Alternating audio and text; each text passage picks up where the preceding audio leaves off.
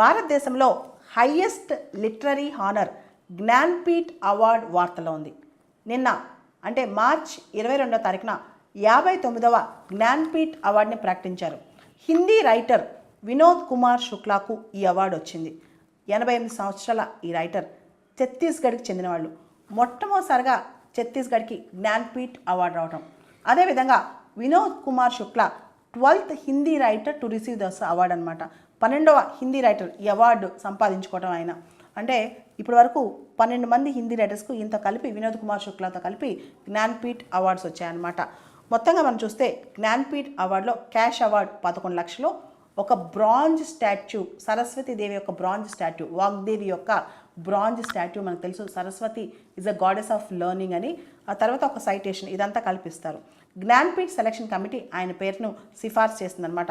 ఛత్తీస్గఢ్ నుంచి వినోద్ కుమార్ శుక్లా మొట్టమొదటి ఆథర్. ఆయన జ్ఞాన్పీఠ్ అవార్డు సంపాదించుకోవడం ఆ రాష్ట్రం నుంచి మొట్టమొదటి ఆథర్ అనమాట. ఆయన అద్భుతమైన రచనా శైలి కానీ, సృజనాత్మకత కానీ, లేదా ఆయన యొక్క సాహిత్యం కానీ చాలా అద్భుతంగా ఉంటాయని చెప్పి వర్ణిస్తారనమాట. జనరల్గా ఈ అవార్డ్స్ చనిపోయిన వాళ్ళకి ఇవ్వరు. జ్ఞాన్పీఠ్ అవార్డ్స్ అనేవి కేవలం ఇండియన్ సిటిజన్స్కి ఇస్తారు, యాన్యువల్గా ఇస్తారు, చనిపోయిన వాళ్ళకి ఇవ్వరనమాట. ఇంతకుముందే వినోద్ కుమార్ శుక్లా గారికి సాహిత్య అకాడమీ అవార్డు వచ్చింది. 1999లో ఆయనకి సాహిత్య అకాడమీ అవార్డు కూడా వచ్చింది. అసలు ఈ జ్ఞాన్పీఠ్ అవార్డ్స్ అనేవి మొట్టమొదటిగా 1961లో ఫస్ట్ టైం అవార్డు సంబంధించిన ప్రకటన చేశారనమాట. ఆ తర్వాత ఫస్ట్ అవార్డు ఇవ్వటం 1965లో అనమాట. ఫస్ట్ అవార్డు 1965లో Jnanpith award Malayalam poet G Sankara కురూప్కి వచ్చింది. ఆయన రాసిన వడకుజ్జల్ అనే పుస్తకానికి వచ్చిందనమాట. జ్ఞాన్పీఠ్ అవార్డుని కాన్స్టిట్యూట్ చేసింది భారతీయ జ్ఞాన్పీఠ్ అనమాట. భారతదేశంలో మన భారతీయ భాషలో, మన రాజ్యాంగంలో 8th షెడ్యూల్లో ఉన్న 22 భాషల్లో ఏ భాషలో రాసినా జ్ఞాన్పీఠ్ అవార్డు పొందొచ్చు. 2013 నుంచి ఇంగ్లీష్ని కూడా జ్ఞాన్పీఠ్ అవార్డులో జాయిన్ చేశారనమాట. భారతీయ భాషలో 22 భాషలే కాదు, ఇంగ్లీష్లో రాసినా సరే జ్ఞాన్పీఠ్ అవార్డు వస్తుంది. ఇంగ్లీష్లో 2018లో అమితావ్ ఘోష్కి జ్ఞాన్పీఠ్ అవార్డు వచ్చింది.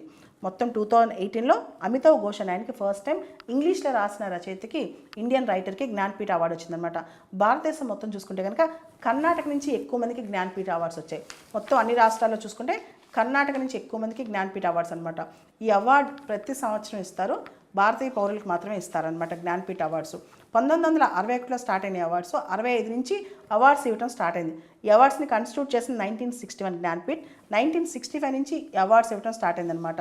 అండ్ 1982 వరకు కూడా జ్ఞాన్పీఠ్ అవార్డు అనేది ఒక స్పెసిఫిక్ వర్క్కి, ఒక పుస్తకానికి, ఒక వర్క్కి ఇచ్చేవాళ్ళు. కానీ 1982 తర్వాత, 1982 తర్వాత ఆ రచయిత యొక్క overall contribution to that literature, ఆ సాహిత్యానికి, ఆ భాషా సాహిత్యానికి ఆ రచయిత చేసిన కంట్రిబ్యూషన్ మొత్తానికి ఇస్తున్నారనమాట. అంటే కేవలం ఒక రచన కాదు, రచయిత రాసిన పుస్తకాలన్నిటి కలిపి ఆయన ఒక కంట్రిబ్యూషన్ కల్పిస్తున్నారనమాట.